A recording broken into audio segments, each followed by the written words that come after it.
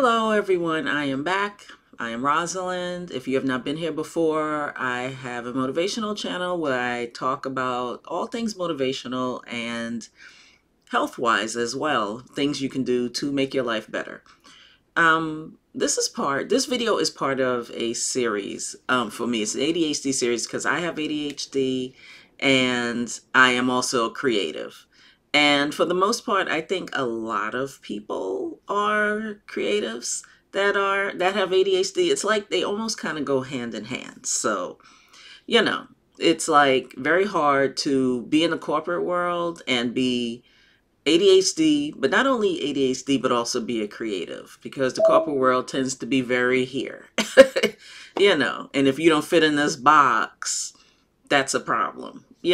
If you think different, unless you are lucky enough to work at a place that is open to new ideas, truly open to new ideas, not saying they're open, but in reality, they're not. It can be very stressful and painful to be in that situation.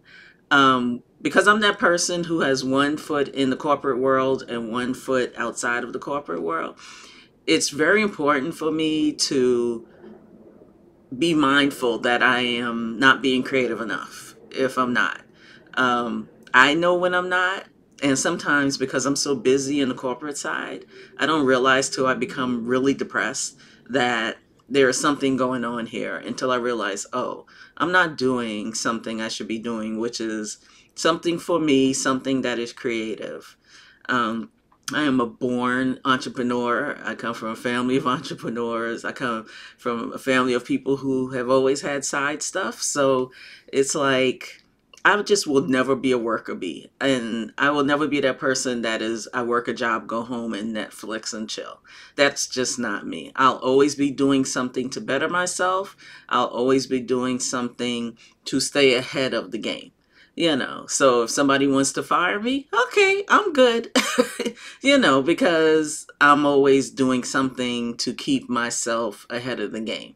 And on top of that, that includes creative stuff. And a lot of times, because my job doesn't include creative things, I tend to do creative stuff outside of the job, like YouTube. I enjoy doing this. I don't get paid for it. It can be challenging sometimes to make time for it. But I think right now I'm trying my best to make time for it because it's important. And with the feedback from people, I feel like it's warranted because people actually are watching the videos and giving me feedback, which I love. I've realized from doing my own YouTube channel how much I need to be giving feedback to the people I follow. I follow a lot of people on YouTube, and a lot of times I'm quiet in the corner, but I'm watching them every freaking week. Every time they put a video up. And I'm thinking, I'm never giving these people their flowers while I'm watching these videos when I should. I support a lot of people, and I feel like they should know I support them. So I am going to start reaching out and chatting on these videos. There are some I do sometimes, but not nearly as much as I should. Because as much as I crave that sometimes and need it to push me forward, other people need that too. But anywho, I think that people with ADHD and that are creatives, and even if you're not a creative, I think people with ADHD are the only ones whose minds refuse to do things they don't enjoy. They just don't, If we don't like something, it will get put to the side very quickly. It just doesn't interest us. And if it's something that we like, we are all in. All in, sometimes too in. And but it's like, I feel like we live in a world that tries to force us to be that, round, what is it? I always say this wrong. Being the square peg forced into the round hole. Did I get that right? Yeah, I think I did I always say that wrong. I don't know why. But anyway, I feel like that is what causes us to suffer a lot from depression, from feeling like we're not accomplishing enough, feeling like we're in the wrong world or in the wrong jobs, because jobs don't think of our issues as being something that warrants bringing to the table. So here's my advice. If you are at a job that does not appreciate your skills, you need to take them somewhere else. You need to, especially as a person with ADHD, you need to be in a place that values creativity and the creative mind and the mind that's different, because people with ADHD tend to come up with the best ideas. I can see things because I'm always forward thinking, which may have something to do with my INFJ status, my Myers-Briggs INFJ, but I am very much a futuristic thinker. I like to see what's coming. I don't always like putting out fires, but as an EA, I tend to put out a lot of fires. I don't love putting out fires. I'd rather get ahead of it and say, hey, this is probably what's going to happen, or this is, something you need to pay attention to, and I would like to be heard. And a lot of times people don't hear you until the fire comes, and then they want you to come put out the fire that you were telling them about 6 months ago, you know? So, yeah. My thing also outside of a job, my advice is to make time. I always say every week for something creative, but if you can do something creative almost every day, it will offset that job. I feel like you can get through any job as long as you're definitely making time for being creative. I know time is of the essence because these jobs be working you silly, but I almost feel like you have to make time and let the chips fall where they may. You have to.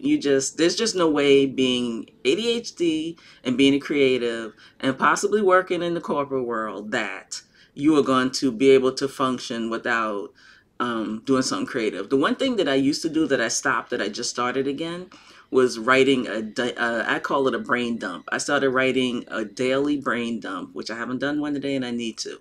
And with my brain dump, it's kind of a way for me to write what's going on in my head, what's bothering me, what I don't want to deal with anymore, what I'm dealing with, just anything that comes across my mind, anything that I'm going through.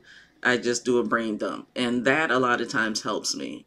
And I just started back doing that again because that's important. Even if I take 5-10 minutes to do it, it's important that I do these things. So yeah, I just, want you to understand how important it is as a creative to make time for yourself. Definitely make time for your creative endeavors, because your life can depend on it. And I know there's a lot of people who are ADHD and that are struggling with this, because I struggle with it. I do. I struggle with it, and I've been in the work world a long time. And I've always found, and I just realized this, not just realized, but it just came back to me recently, that the jobs that I tend to thrive at have a creative element to them. If I'm just a straight up EA, it's not going to work for me.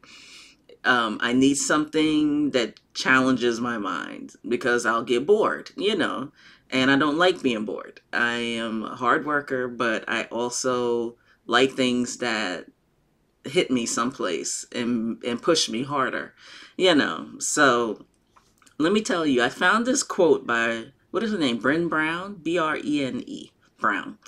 And I like this quote because it pretty much sums up being a creative. And I'm going to read it here. It says, people think creativity is self-indulgent. They don't think it is productive enough. I say unused creativity is not benign. And what I really mean is that when people sit on that creativity or deny it, it festers. It metastasizes into resentment, grief, and heartbreak. And that is like pretty much what sums up a person who is creative and not allowed to be creative and doesn't put the time into being creative. So all I ask is that you take time for yourself. And if you have any comments or suggestions for each other in how you are taking the time to be creative as an ADHD, put it below, because people probably can use the suggestions.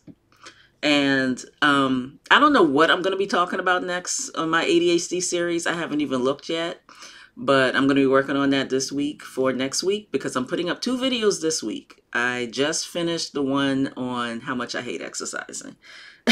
But I hope this information helped. I hope this talk helped you, because I feel like some people need it, and there's some people probably teeter-tottering on wondering if they're ADHD or not, and I feel like they need to know that there is help out there. There are people going through what they're going through, and they need to check into it. Don't just sit wondering if you're ADHD. Get it checked, get it checked, and try to understand why you're going through certain things, because your whole world will open up once you're diagnosed, definitely.